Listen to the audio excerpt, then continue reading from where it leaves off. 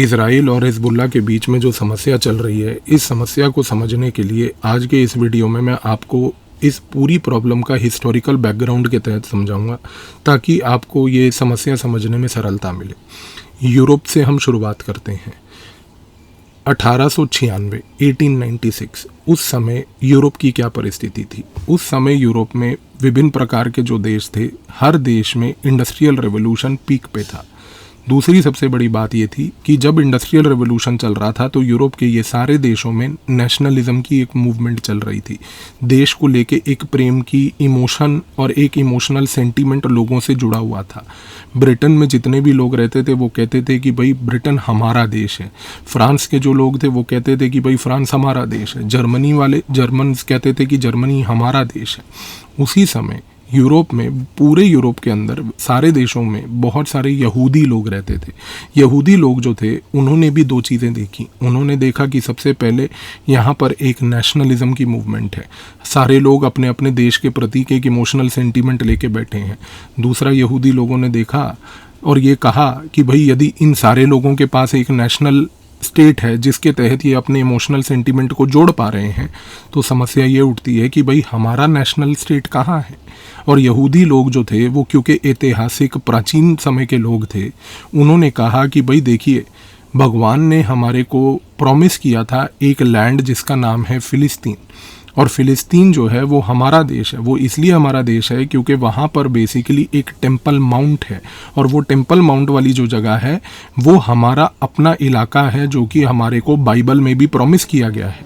तो यहूदी लोग उस समय इस पूरे नेशनलिज्म से बड़े इंस्पायर हुए, और 1896 में एक बड़ा महत्वपूर्ण यहूदी व्यक्ति जिसका नाम था थियोडर हर्जल, ये व्यक्ति ने स्विट्ज़रलैंड के एक सिटी में, बाज़ेल नाम की जो सिटी है, वहाँ पर बेसिकली उसने एक मुहिम चलाई।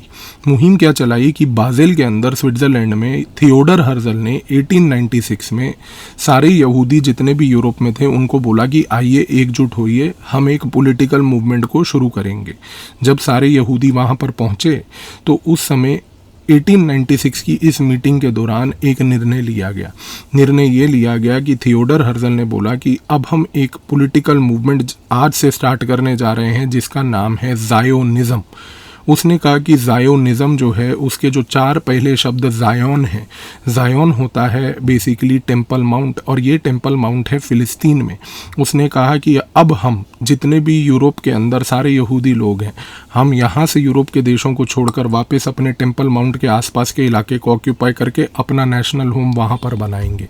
समस्या क्या थी? समस्या ये थी कि जब थियोडर हर्जल ने ज़ायोनिज़्म की शुरुआत करी, उस समय यदि अगर आप फ़िलिस्तीन की जो ये टेरिटरी जहाँ पर इनका टेम्पल माउंट था, अगर आप उस टेरिटरी को देखें, वो टेरिटरी थी उस समय ओटोमन एम्पायर के हिस्से में।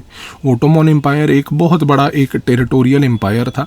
उस टेरिटोरियल एम्पायर के अंदर बहुत सारी छोटी छोटी टेरिटरीज जुड़ी थी, जिसमें फ़िलिस्तीन एक टेरिटरी थी, और यही ओटोमन एम्पायर से निकले हैं मिडल ईस्ट के आज के सारे देश। खैर, उसके ऊपर चर्चा थोड़ी देर में। फ़िलिस्तीन ओटोमन एम्पायर का हिस्सा था। अब यहूदी लोगों ने यूरोप में 1896 में एक मुहिम बनाकर ठान लिया कि हम लोग सारे के सारे एकजुट होकर जो है फ़िलिस्तीन जाएंगे। वहाँ पर जो फ़िलिस्तीनी अरब लोग रहते हैं उनकी ज़मीनें खरीदेंगे, ज़मीन खरीद के वहाँ पर हम लोग सेटल हो जाएंगे। जब ये मुहिम चलाई गई, इस मुहिम के तहत 1896 से लेकर जितने भी यहूदी पूरे यूरोप में बटे हुए थे वो धीरे धीरे कर माइग्रेट करने लगे फ़िलिस्तीन की ओर। विश्व युद्ध एक हुआ। विश्व युद्ध एक ख़त्म हुआ 1918 में। विश्व युद्ध एक जब चल रहा था, उस समय की परिस्थिति को समझिए। उस समय एक जगह पर ब्रिटेन और फ्रांस एकजुट एक अलायंस में थे, और दूसरी तरफ उनके सामने जो लड़ाई लड़ रहा था वो था ओटोमन एम्पायर। उसके साथ और भी दूसरे अन्य लोग थे, हमें उनमें नहीं जाना। हमें देखना है कि दो प्रिंसिपल एक्टर्स कौन थे। एक जगह पर ओटोमन एम्पायर, वो लड़ रहा था ब्रिटेन और फ्रांस से। अब देखिए, ब्रिटेन और फ्रांस विश्व युद्ध एक के दौरान एक चीज़ समझ चुके थे। उनको ये पता था कि ये जो ओटोमन एम्पायर है इसको हराना बहुत आवश्यक है। हराना इसलिए आवश्यक है क्योंकि उन्होंने ये सोचा था कि ये जो ओटोमन एम्पायर है इसके अंदर बहुत सारा तेल है, और ये जो ओटोमन एम्पायर के पास तेल है, इस तेल को हमें हर हालात में काबू करना है, क्योंकि ये तेल हमारे इंडस्ट्रियल रेवोल्यूशन के लिए बहुत महत्वपूर्ण है। तो ब्रिटेन और फ्रांस के मन में ये बात क्लियर थी कि जिस दिन भी वर्ल्ड वॉर 1 ख़त्म होती है, हमें ये चीज़ इंश्योर करनी है कि ओटोमन एम्पायर हारना चाहिए। 1918 में वर्ल्ड वॉर 1 ख़त्म हुई। जैसे ही वर्ल्ड वॉर 1 ख़त्म हुई उस समय एक चीज़ तय हो गई कि ओटोमन एम्पायर वर्ल्ड वॉर 1 हार चुका था। अब दूसरी समस्या क्या थी? ब्रिटेन और फ्रांस 1918 में खुश इस बात से थे, ओटोमन एम्पायर हार चुका है, हमें ओटोमन एम्पायर को कंट्रोल करना है। दूसरी समस्या ये थी, ओटोमन एम्पायर को कंट्रोल कैसे करें? वो ओटोमन एम्पायर को कॉलोनाइज नहीं कर सकते थे। कॉलोनाइज इस कारण से नहीं कर सकते थे क्योंकि 1918 की परिस्थिति ऐसी थी कि जितने भी एशिया में और बाकी जगहों पर देश थे जिनको ब्रिटेन और फ्रांस ने कॉलोनाइज किया था, वहाँ पर एंटी कॉलोनियल मूवमेंट चल रहे थे। तो जाहिर सी बात है कि यदि वो ओटोमन एम्पायर की इतनी बड़ी टेरिटरी को अगर कॉलोनाइज करते तो यहाँ पर भी वो एंटी कॉलोनियल स्ट्रगल की आग एकदम से लग जाती। अब ब्यूटी ये है कि 1918-1919 के दौरान ब्रिटेन और फ्रांस ने 2 निर्णय लिए। सबसे पहला निर्णय उन्होंने क्या लिया? उन्होंने कहा कि क्योंकि ये ओटोमन एम्पायर है, ये एक ऐसी टेरिटरी है जिसके पास बहुत सारा तेल है, तो ये एक स्ट्रेटेजिक टेरिटरी है और ये विश्व युद्ध एक हार चुकी है। उन्होंने ये निर्णय लिया दूसरा कि ये जो स्ट्रेटेजिक टेरिटरी जिसके पास बहुत सारा तेल है, क्योंकि ये विश्व युद्ध एक हार चुकी है, अब हारने के बाद ये अपनी टेरिटरी को खुद कंट्रोल करने की परिस्थिति में नहीं है, यानी कि इनको अपनी गवर्नेंस करने की अकल नहीं है। तो ब्रिटेन और फ्रांस ने एक निर्णय के तहत ये कहा कि अब हम क्या करेंगे, हम दोनों यानी कि ब्रिटेन और फ्रांस इस पूरी ओटोमन एम्पायर की टेरिटरी को छोटे छोटे हिस्सों में बांट देंगे। हिस्सों में बांटने के बाद हम ये करेंगे कि थोड़ी सी टेरिटरी जो है वो ब्रिटेन कंट्रोल कर लेगी, थोड़ी सी टेरिटरी फ्रांस कंट्रोल कर लेगी। और इस कंट्रोल के कॉन्सेप्ट को इन्होंने एग्जीक्यूट करने के लिए एक नया सिस्टम प्रपोज किया जिसका नाम था मैंडेट सिस्टम। इस मैंडेट सिस्टम के तहत ब्रिटेन और फ्रांस ने बड़ी सरल सी चीज़ बोली। उन्होंने कहा कि भाई हम ओटोमन एम्पायर को अपना मैंडेट मानते हैं। मैंडेट यानी कि ये हमारे को एक ऐसा दिया हुआ वरदान है, एक ऐसी टेरिटरी है कि जिसके तहत यूरोपियन हम जैसे पढ़े लिखे बड़े देशों के ऊपर एक ऑब्लिगेशन है कि इनको गवर्नेंस हम प्रोवाइड करें ताकि इनमें स्टेबिलिटी बनी रहे। इस पूरे प्रोसेस के दौरान एक चीज़ तो तय हो गई कि भाई ब्रिटेन और फ्रांस इनडायरेक्टली ओटोमन एम्पायर को कंट्रोल करना चाहते थे। उसको कंट्रोल करने के लिए इन्होंने ओटोमन एम्पायर के हिस्से कर दिए। अब 2 चीज़ों पे गौर कीजिए। सबसे पहली चीज़, फ्रांस को बोला कि भाई तुम ओटोमन एम्पायर में से 2 छोटे टुकड़े रख लो, जिसमें से 2 छोटे टुकड़ों में से एक टुकड़ा हमारे लिए महत्वपूर्ण है। फ्रांस को एक टेरिटरी दी गई जिसका नाम था लेबनन। दूसरी टेरिटरी उसको जो दी गई थी वो थी सीरिया। खैर सीरिया से हमें कोई लेन देन नहीं। फ्रांस को मिला लेबनन। फ्रांस को बोला कि भाई देखो ओटोमन एम्पायर है, इसके अंदर एक लेबनन का टुकड़ा है, एक सीरिया का टुकड़ा है। ये जो लेबनन का टुकड़ा है और सीरिया का टुकड़ा है ये आज से तुम्हारा मैंडेट। अब देखिए लेबनन में क्या हुआ।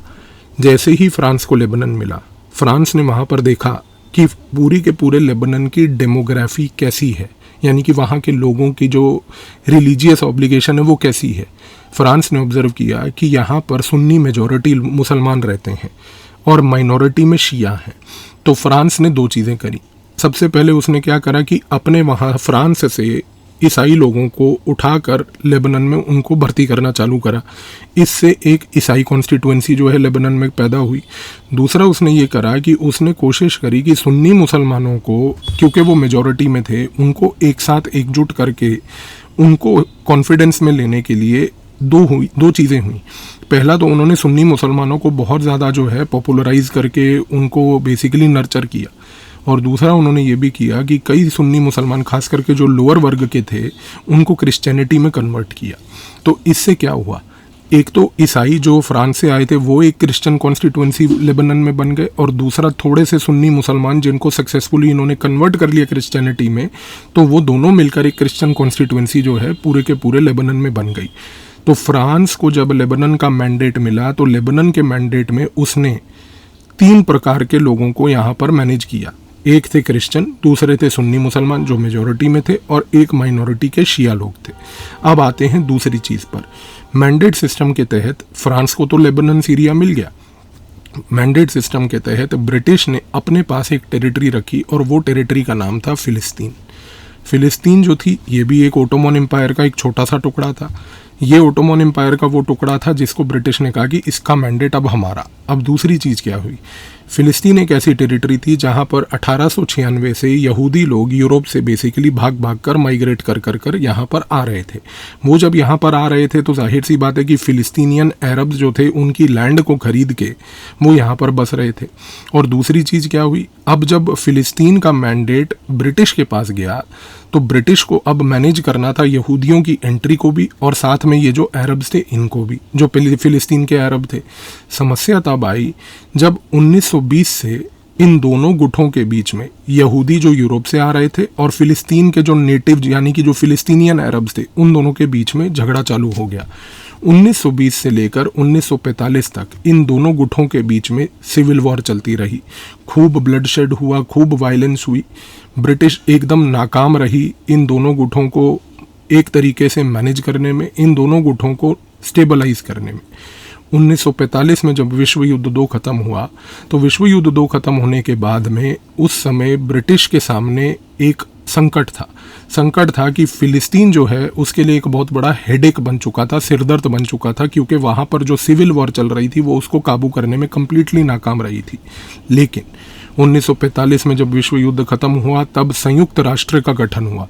जब संयुक्त राष्ट्र बना तो उस समय एक चीज़ तो तय हो गई कि संयुक्त राष्ट्र बनने के बाद ब्रिटिश के मन में ये आया कि भाई हम अपना पल्ला झाड़ते हैं, ये जो फ़िलिस्तीन का पूरा मैंडेट है ये हमसे तो संभल नहीं रहा, इसको संयुक्त राष्ट्र को दे देते हैं, इसको हम इंटरनेशनल प्रॉब्लम बना के बोलते हैं कि तुम देख लो क्या करना है।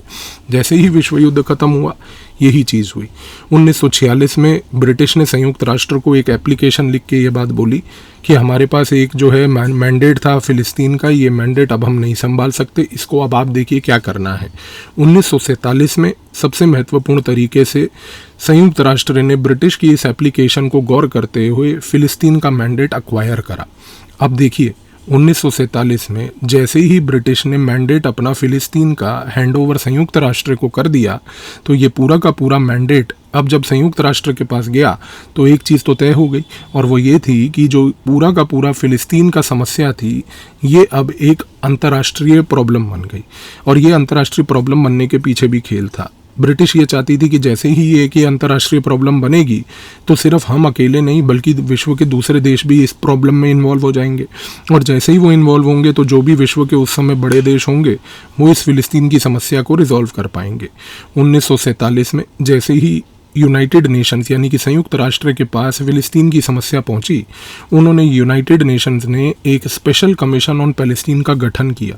उस गठन के तहत उन्होंने डिस्कशन ये करवाया कि फ़िलिस्तीन का अब हमें क्या करना चाहिए। जब United Nations special commission on Palestine बैठी, और वो भी 1947 में बैठी, तो उसने 2 प्रपोजल्स पे चर्चा करी। उसने कहा कि भाई एक तरीका तो ये है कि या तो हम जो फ़िलिस्तीन है उसको बेसिकली जो फ़िलिस्तीनियन अरब्स हैं उन्हीं को दे दें, और क्योंकि यहूदी लोग कह रहे हैं कि भाई उनके यहाँ पर रिलीजियस राइट्स हैं, उनका एक टेम्पल माउंट है, तो उनको वर्शिप करने के लिए, उनको अपनी प्रथा को मैनेज करने के लिए जो उनकी रिलीजन कहता है उसके लिए यहाँ पर आने के लिए राइट्स दे दें।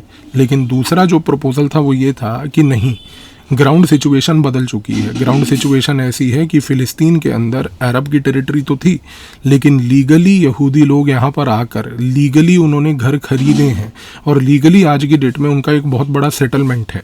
तो दूसरा प्रपोजल ने ये बोला कि जहाँ पर यहूदी लोगों का सेटलमेंट है क्यों ना उस एरिया को डिमार्केट किया जाए और उस डिमार्केट करके पूरे फ़िलिस्तीन को 2 हिस्सों में बांट दिया जाए कि जहाँ पर यहूदी लोग रह रहे हैं उनको वो यहूदियों को उनकी वो टेरिटरी परमानेंटली दे दें, और जो बाकी बचा कुचा इलाका है वो अरब फ़िलिस्तीनियों को दे दें। दोनों के दोनों प्रपोजल्स को संयुक्त राष्ट्र ने जनरल असेंबली के सामने 1947 में वोटिंग करवाई, और नवंबर के महीने में जब ये वोटिंग हुई 1947 में, तो उस समय पूरे विश्व की जब वोटिंग हुई इस 2 प्रपोजल के ऊपर, तो जिस प्रपोजल को सबसे ज़्यादा वोट मिले वो था बेसिकली पार्टीशन करने का प्रपोजल। वो प्रपोजल था कि भाई फ़िलिस्तीन को 2 हिस्सों में बांट दिया जाए, जहाँ पर यहूदी लोगों का जमावड़ा है उस इलाके को बेसिकली उठाकर यहूदियों को दे दिया जाए और बचा कुचा इलाके को अरब फ़िलिस्तीनियों को दे दिया जाए। ये सबसे सरल सोल्यूशन है पूरे विश्व का। अब जब ये प्रपोजल पे मोहर लग गई तो अमेरिका सबसे ज़्यादा खुश हुआ, क्योंकि अमेरिका उस समय बहुत सारे यहूदी लोगों को रेफ्यूज दे चुका था। अमेरिका को ये बात भी पता थी कि यहूदी लोग दिमाग से भी बहुत अच्छे हैं, उनको ये बात भी पता थी कि भाई यहूदी लोगों के पास पैसा भी बहुत है, और उस पैसे से अमेरिका को ये पता था कि मेरी अर्थव्यवस्था भी निर्भर है इन्हीं लोगों पर, और ब्रिटेन को भी ये बात पता थी कि भाई यहूदी लोगों के पास पैसा बहुत है। तो सारे लोगों को, खास करके जितनी बड़ी शक्तियाँ थीं, क्योंकि सबको ये बात पता थी कि यहूदियों के पास पैसा है और दिमाग है और इन दोनों के मिश्रण से उनके देश भी चल सकते हैं, तो जाहिर सी बात है कि जैसे ही ये पार्टीशन प्रपोजल पे चर्चा हुई और इसको सहमति मिली और सबसे ज़्यादा मोहर लगाकर वोट्स दिए गए, अमेरिका ने कोई कसर नहीं छोड़ी इसके बाद इन यहूदी लोगों को मदद करने की, ताकि इन यहूदी लोगों को जो दिया गया हिस्सा है उस हिस्से में इन यहूदियों का अपना देश बन पाए। और 1948 में मई के महीने में यहूदियों ने मिलकर अपना देश बनाया, जिस देश को हम आज की डेट में फ़िलिस्तीन अरब की उस टेरिटरी के अंदर देखते हैं जो है इज़राइल। अब जब इज़राइल बन गया तो जाहिर सी बात है कि एक टेरिटरी इज़राइल के आसपास की भी थी जो उस समय फ़िलिस्तीनी अरब को दी गई थी। अब दिक्कत ये थी कि जो ये फ़िलिस्तीनियन अरब्स को ये टेरिटरी दी गई थी, इस टेरिटरी में कोई फ़िलिस्तीन अरब्स ने अपना देश नहीं बनाया। इंस्टेड हुआ ये कि जितने भी बाकी आसपास के अरब देश थे, उन सारे अरब देश ने ये जब देखा कि भाई हमारी ही एक टेरिटरी को निकालकर यहूदियों को यहाँ बीच में बसा दिया, तो उन्होंने इस चीज़ की बहुत निराशाजनक की। और सबसे बड़ी बात यह है कि 1948 में जैसे ही इज़राइल बना, इज़राइल के तुरंत बनने के बाद सारे के सारे अरब देशों ने उस समय मिलकर एकजुट होकर इज़राइल के ऊपर आक्रमण कर दिया। यानी कि उस समय 1948 में पहली अरब इज़राइल युद्ध हुआ। इस पहले अरब इज़राइल युद्ध को इवेंचुअली 2 साल बाद रोका गया, एक यूनाइटेड नेशन संयुक्त राष्ट्र के तहत एक आर्मिस्टीस कराया गया। पर दिक्कत ये थी कि 1948 के इस अरब इज़राइल युद्ध के बाद बहुत सारे अरब देशों में छोटे छोटे रेजिस्टेंट ग्रुप्स बनने शुरू हो गए। जितने भी ये रेजिस्टेंस ग्रुप्स थे, इन सारे रेजिस्टेंस ग्रुप का उद्देश्य केवल ये था कि ये इज़राइल को हटाना चाहते थे, इज़राइल से लड़ना चाहते थे। और जैसे जैसे ये रेजिस्टेंस ग्रुप इज़राइल के ऊपर गुरिल्ला वॉरफेयर के टैक्टिक्स अपनाते गए, ये समय पूरा का पूरा इज़राइल इन सारे लोगों से लड़ता रहा। 1964 में गौर कीजिए कि 1964 में जितने भी ये सारे छोटे छोटे रेजिस्टेंस ग्रुप अरब के अलग अलग देशों में थे जो इज़राइल के खिलाफ लड़ रहे थे, इन सारों ने निर्णय लिया कि अब हम अलग नहीं, अब हम एकजुट होकर लड़ेंगे। और 1964 में 1964 में ये सारे के सारे छोटे छोटे रेजिस्टेंस ग्रुप्स जितने थे, ये एकजुट हो गए और इन्होंने एक संगठन बनाया जिसका नाम था फ़िलिस्तीन लिबरेशन ऑर्गेनाइजेशन, यानी कि PLO। तो 1964 में जब पैलेस्टीन लिबरेशन ऑर्गेनाइजेशन बना, तो एक चीज़ तो तय हो गई कि सारे के सारे अरब देश, खास करके जितने सुन्नी मुसलमान देश थे, उन सारे देशों ने ये चीज़ इंश्योर करी कि भाई जितने भी स्मॉल छोटे छोटे ये संगठन है, अब एक बड़े संगठन को हम लोग मजबूत करके उसको इज़राइल के खिलाफ लड़वाएंगे। तो 1964 के बाद डायनेमिक्स बदले। डायनेमिक्स ऐसे बदले कि भाई PLO जो था अब एक बड़ा संगठन था जिसको अरब देश सपोर्ट कर रहे थे, और ये सारा के सारा PLO जो है अरब देशों के सपोर्ट से लड़ाई कर रहा था इज़राइल के खिलाफ। 1967 में इज़राइल ने बेसिकली एक लड़ाई लड़ी। इस लड़ाई के तहत उसने इजिप्ट जो है उसको भी हराया, उसने साथ में लेबनान को भी एक बहुत बड़ा झटका दिया, सीरिया को बहुत बड़ा झटका दिया, जॉर्डन को बहुत बड़ा झटका दिया। 1967 की लड़ाई महत्वपूर्ण इस कारण से है क्योंकि इस लड़ाई में 2 चीज़ें हुई। सबसे पहला कि इस लड़ाई को इनिशिएट इज़राइल ने किया, इसलिए किया क्योंकि उसने ये चीज़ ऑब्जर्व करी कि ये सारे अरब देश तैयारी कर रहे थे उसको अटैक करने की। तो इससे पहले कि वो अरब देश इज़राइल के ऊपर अटैक करते, इज़राइल ने प्रीएम्प्टिव स्ट्राइक करके उनको पहले अटैक किया। 1967 की लड़ाई दूसरे कारण इसलिए महत्वपूर्ण है क्योंकि जब इज़राइल ने पहले अटैक कर दिया इन सारे देशों को, तो अटैक करने के बाद उसने इजिप्ट से एक छोटा सा टुकड़ा उठा लिया, उसने जॉर्डन से एक छोटा सा टुकड़ा उठा लिया, उसने सीरिया से भी एक छोटा सा टुकड़ा उठा लिया। उन सारे टुकड़ों को उठाकर उसने एक अखंड इज़राइल बना लिया। और उस समय ये कहना गलत नहीं होगा जब हम आज एनालाइज करते हैं कि 1967 के इस युद्ध के बाद इज़राइल ने अपना इलाका 200% बढ़ा लिया, यानी कि 200% एक्स्ट्रा इज़राइल हो गया उस इज़राइल से जो बेसिकली 1948 में इज़राइल बना था। तो जाहिर सी बात है कि ये सारे अरब देश फिर से नाराज़ थे। तो अब ये सारे अरब देश फिर से इज़राइल को एक सबक सिखाना चाहते थे। तो इन्होंने PLO को, जो पैलेस्टीन लिबरेशन ऑर्गेनाइजेशन 1964 में बनी थी, उसको इन्होंने और सपोर्ट करना चालू कर दिया।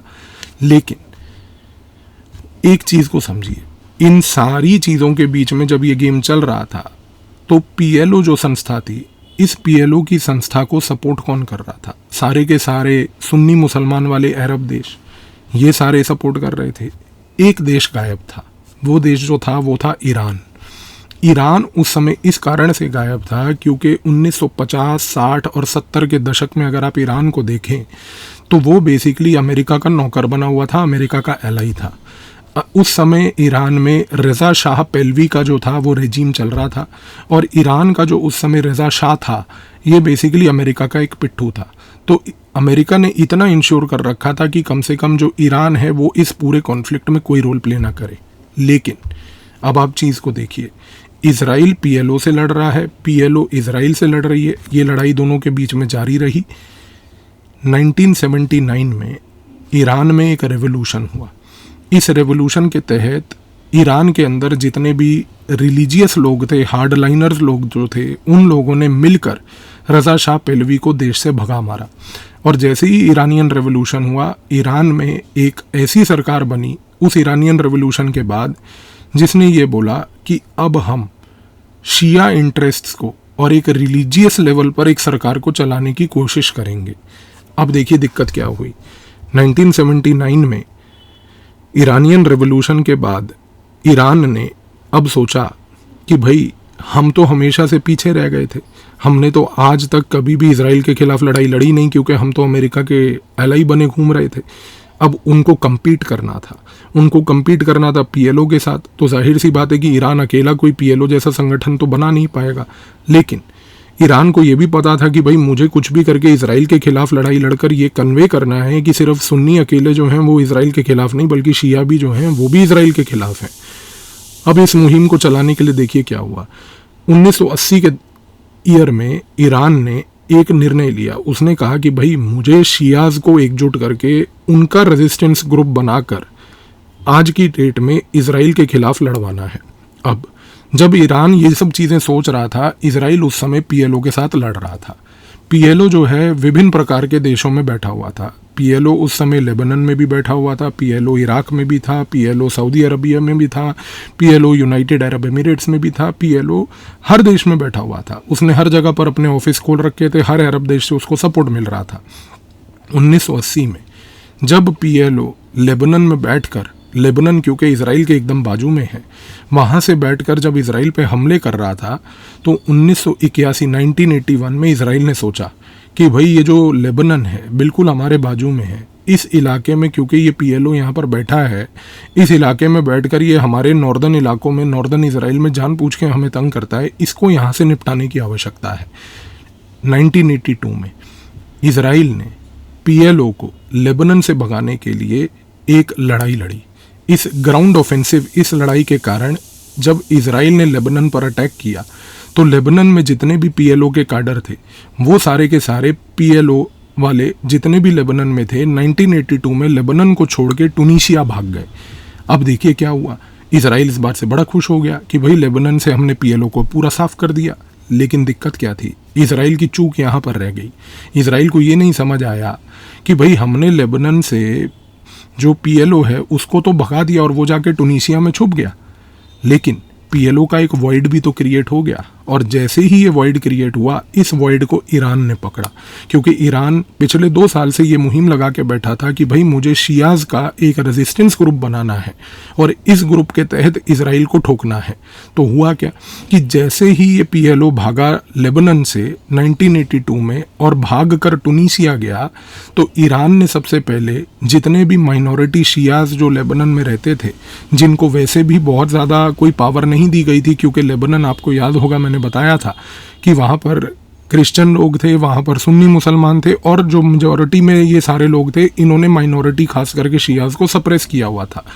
तो लेबनान में उस समय ये जो वॉइड आया, इस वॉइड को ईरान ने पूरा किया। 1982 में ईरान ने सारे के सारे लेबनान के शियाज को एकजुट कर कर हिजबुल्लाह नाम की एक पार्टी बनाई। हिजबुल्लाह का मतलब होता है पार्टी ऑफ द गॉड। तो उन्होंने जब ये हिजबुल्लाह नाम का संगठन बनाया, पहली बात क्या हुई कि ये हिजबुल्लाह संगठन बना पूरे के पूरे ईरान के बैकिंग के तहत लेबनान में जितने भी शियाज थे उनको सपोर्ट करने के लिए। दूसरी बात, ये जो शियाज थे जिनको लेबनान के अंदर ईरान का अब सपोर्ट मिला, ईरान ने इस हिजबुल्लाह को 3 डिफरेंट स्ट्रक्चर्स में डिवाइड किया। एक अपर स्ट्रक्चर बनाया जो कि पार्लियामेंट्री पॉलिटिक्स करेगा, नेतागिरी करेगा, चुनाव लड़ेगा और शिया के इंटरेस्ट को लेबनान की पार्लियामेंट उसकी संसद में रखेगा। दूसरे लेवल पर इन्होंने हिजबुल्लाह के अंदर एक सोशल नेटवर्किंग ग्रुप बनाया। ये सोशल नेटवर्किंग ग्रुप क्या करेगा, ये जितने भी शियाज हैं पूरे लेबनान में उनको एकजुट करेगा ग्रास रूट लेवल पर जाके, गांव-गांव जाके। और तीसरे लेवल पर ईरान ने हिजबुल्लाह का एक मिलिट्री यूनिट क्रिएट किया और ये जो मिलिट्री यूनिट होगा इसको short range, medium range, long range weapons दिए और बोला कि ये वेपन्स के तहत वो इजराइल से लड़ाई करेगा। तो अब आप हिजबुल्लाह का स्ट्रक्चर देखिए कि एक जगह पर उसने एक व्यक्ति को बिठाया जिसका नाम आया हसन नसरल्ला। हसन नसरल्ला को बोला कि भाई आप राजनीति भी कीजिए, आप कैंडिडेट्स को उठाइए। दूसरा उसने बोला कि ग्रामीण इलाकों में जाकर हिजबुल्लाह को आप बड़ा कीजिए। और तीसरा उसने हसन नसरल्ला को बोला कि आप ही ये रिस्पॉन्सिबिलिटी लीजिए ताकि जो मिलिट्री यूनिट है हिजबुल्लाह का वो इजराइल के ऊपर अटैक भी कर पाए। तो हसन नसरल्ला एक सेंट्रल फिगर बन गया हिजबुल्लाह का और उसने हिजबुल्लाह को बनाया जो हिजबुल्लाह आज बनी। अब देखिए 1982 में ये तो हो गया, लेकिन क्योंकि पीएलओ वहाँ से भागकर टूनीशिया चला गया था और पीएलओ ने जब ये देखा कि भाई लेबनान में मेरी स्पेस हिजबुल्लाह ने कैप्चर कर ली है, तो पीएलओ ने क्या करना शुरू करा कि जो गाज़ा पट्टी का इलाका था, वेस्ट बैंक का इलाका था, पीएलओ ने वहाँ पर जाकर बेसिकली उन इलाकों में फ़िलिस्तीनी अरब्स को उकसाना शुरू कर दिया। उन्होंने बोलना शुरू कर दिया कि देखो अब तो हम लोग बट गए हैं, अब क्या होगा कि हमारा कॉन्फ्लिक्ट बहुत जल्दी ख़त्म हो जाएगा। और देखिए फ़िलिस्तीनी अरब्स जो थे वो पिछले 30-50 सालों से इजराइल से वैसे ही बड़े फ्रस्ट्रेटेड थे। तो हुआ ये कि 1987 में इन फ़िलिस्तीनी अरब्स जो थे इन्होंने एकजुट होकर इजराइल के खिलाफ रिवोल्ट कर दिया और इस रिवोल्ट को 1987 में फर्स्ट इंतिफादा बोला जाता है। इंतिफादा का मतलब एक अरबिक शब्द है जिसको हम कहते हैं अपराइजिंग। अब गौर करने वाली बात यह है कि 1987 का ये जो फर्स्ट इंतिफादा था, इस इंतिफादा में पहली बार किसी अरब देश ने नहीं बल्कि जो फ़िलिस्तीनी अरब थे उन्होंने इजराइल के खिलाफ रिवोल्ट किया।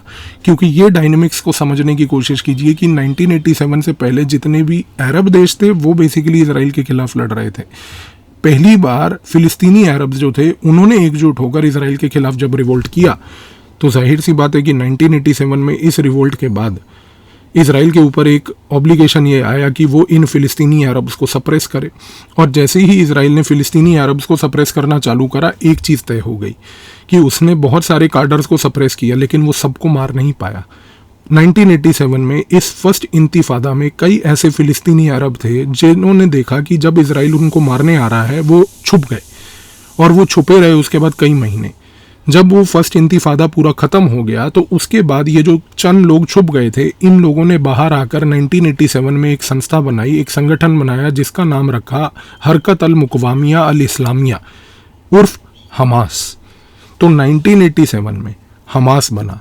हमास क्या था? हमास एक ऐसी संगठन थी जो बनी फ़िलिस्तीनी अरब्स की। ये वो संगठन थी जो फ़िलिस्तीनी अरब लोग थे जो इजराइल के खिलाफ रिवोल्ट कर रहे थे। तो जाहिर सी बात है कि हमास 1987 में एक नया एक्टर बन गया। हिजबुल्लाह एक शिया एक्टर ऑलरेडी था, पीएलओ एक ऑलरेडी सुन्नी एक्टर था। तो अब यहाँ पर अलग अलग प्रकार के छोटे छोटे ग्रुप्स बन चुके थे जो कि इजराइल के खिलाफ लड़ रहे थे। 1988 में इजराइल को एक चीज़ समझ आई कि देखिए हमास तो एक छोटी चीज़ है, हिजबुल्लाह तो बेसिकली उसको क्लियर नहीं हो रहा था कि ये करना क्या चाहती है।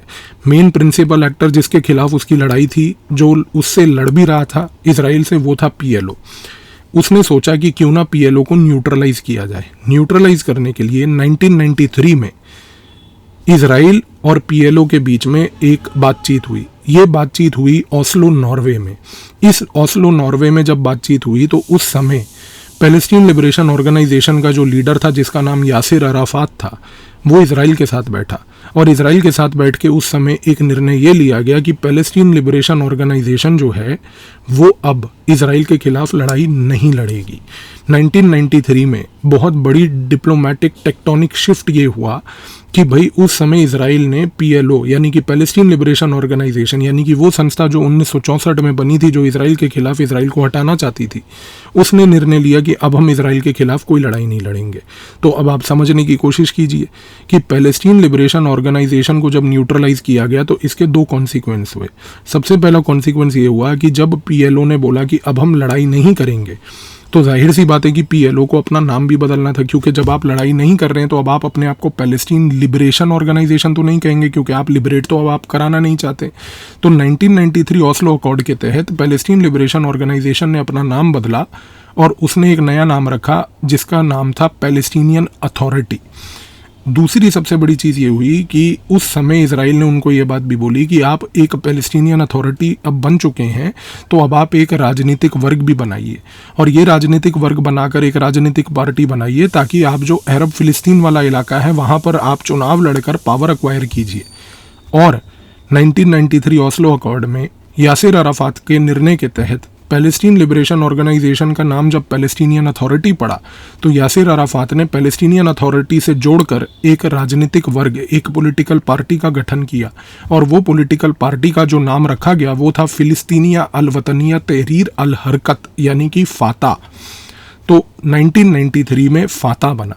फाता PLO से निकला हुआ एक राजनीतिक वर्ग बना। अब आप 93 में सिचुएशन देखिए, एक जगह हिजबुल्लाह है जो लड़ाई लड़ रहा है, शिया बैक्ड है, PLO ख़त्म हो चुका है, PLO अब जो है फाता बन गया है पॉलिटिकल पार्टी, और पैलेस्टीनियन अथॉरिटी हमास अभी भी लड़ रहा है। तो ये परिस्थिति 1993 में थी। दिक्कत क्या हुई? दिक्कत सारी ये हुई कि ये जब PLO को न्यूट्रलाइज कर लिया गया और PLO को बेसिकली फाता बनाकर पैलेस्टीनियन अथॉरिटी बनाकर रख लिया गया, दिक्कत ये थी कि हमास जो था, जो कि फिलिस्तीनी अरब थे, जो इसराइल से लड़ रहे थे, उन्होंने फाता को अपोज किया। उन्होंने कहा हमास वालों ने कि हम फाता को नहीं मानते, वो कौन होता है हमारे बिहाफ पे जो है इलेक्शन लड़ना और इसराइल से पीस मनाने के लिए। तो हमास और फाता के बीच में जाहिर सी बात है कि कॉन्फ्लिक्ट चलता रहा। अब आते हैं 7 अक्टूबर 2023 को। मैं हिस्ट्री बीच में जनरली अवॉइड कर रहा हूँ क्योंकि वो हमारी आवश्यक नहीं है।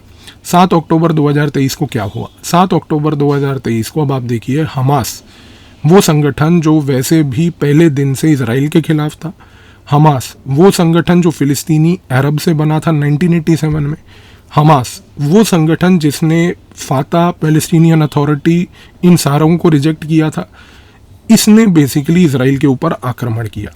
दो चीज़ें समझिए। पहला, हमास एक ऐसा संगठन था जो 1987, 1993 ओस्लो के उस अग्रीमेंट के बाद से भी बिल्कुल भी किसी तरीके से इसराइल के साथ पीस एक्सेप्ट नहीं करना चाहता था।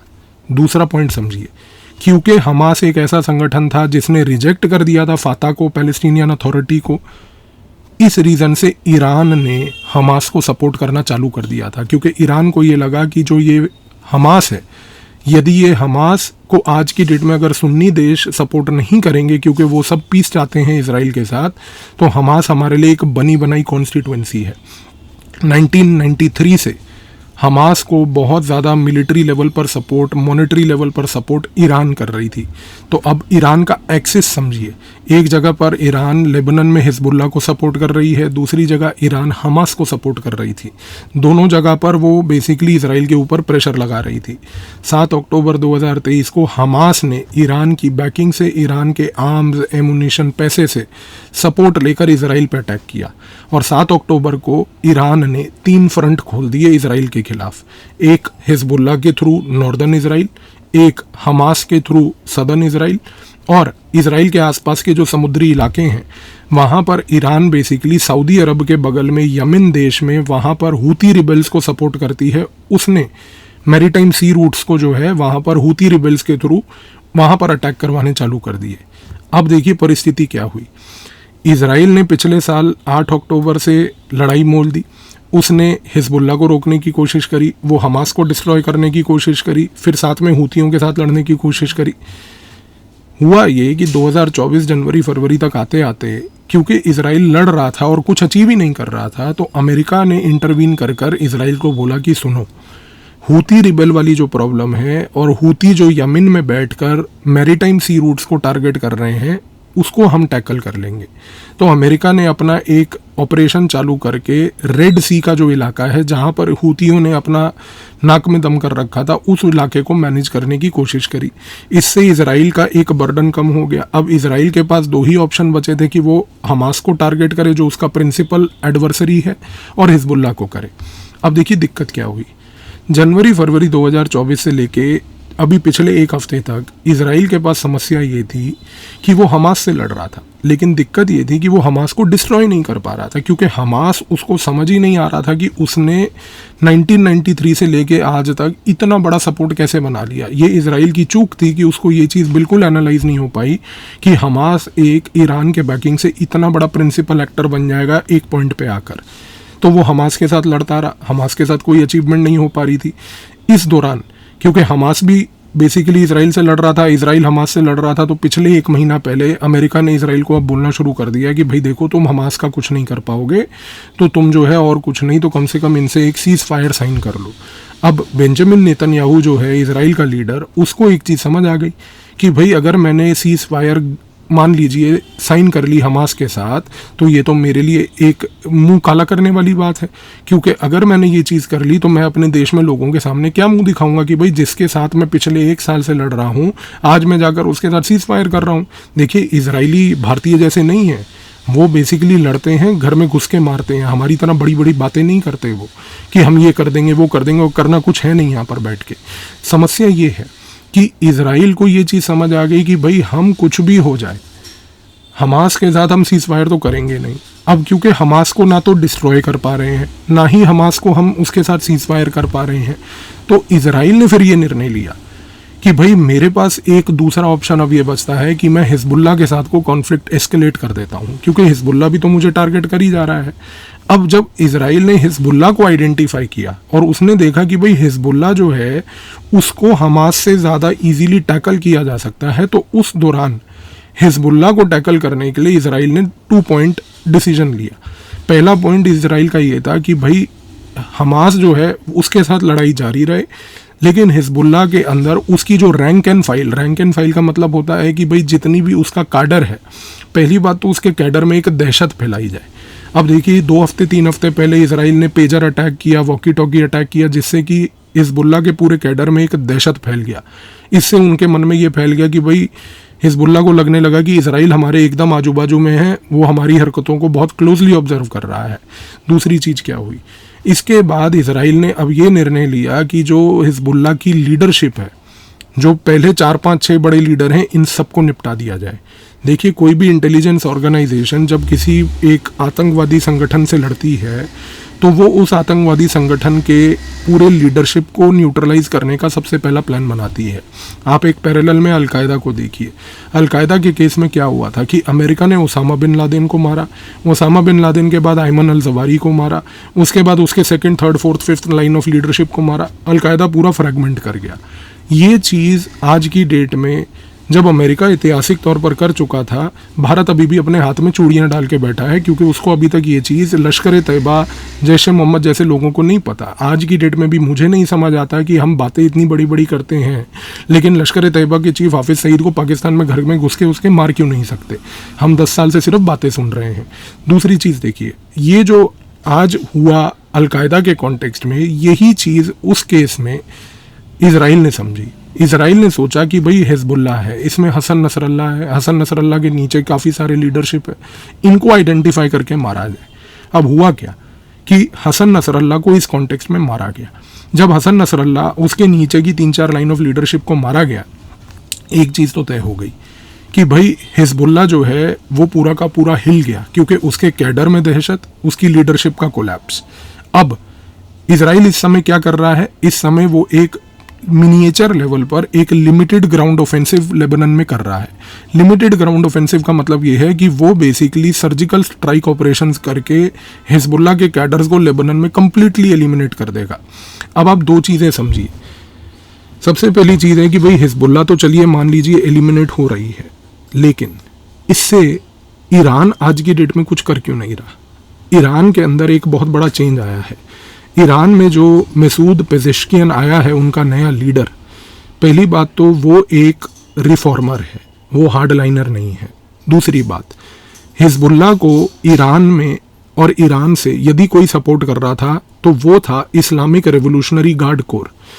जो Islamic revolutionary guard core Iran का है, वो बेसिकली ऑपरेट करता है अयतुल्लाह के लीडरशिप के अंडर। अयतुल्लाह के बीच में और पेजेश्कियन के बीच में, जो ईरान का इस समय का राष्ट्रपति है, उन दोनों में 36 का आंकड़ा है। क्यों? क्योंकि पेजेश्कियन जो है, मैंने आपको बताया, वो रिफॉर्मर है। वो अभी हाल ही में चुनाव चिन्ह जीत के आया है।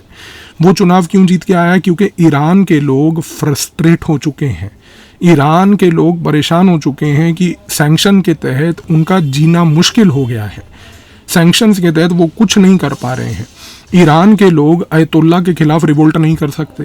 तो ईरान के लोगों ने क्या किया कि ईरान के लोगों ने चुनाव में एक सॉफ्ट लाइनर पर्सन को चुना, पेजेश्कियन को।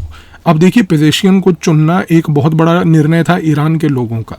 ईरान के लोगों ने जब पेजेश्कियन को चुना तो उन्होंने इस व्यक्ति को राष्ट्रपति बनाकर एक अयतुल्लाह को मैसेज दे दिया कि देखिए, हमें आपकी नीतियां पसंद नहीं है और आप जो इस्लामिक रेवोल्यूशनरी गार्ड कोर का प्रयोग करके लड़ाइयां लड़ रहे हैं, वो पैसा बल्कि अगर आप ईरान में लगाएं तो वो ईरान के भविष्य के लिए बेहतर है।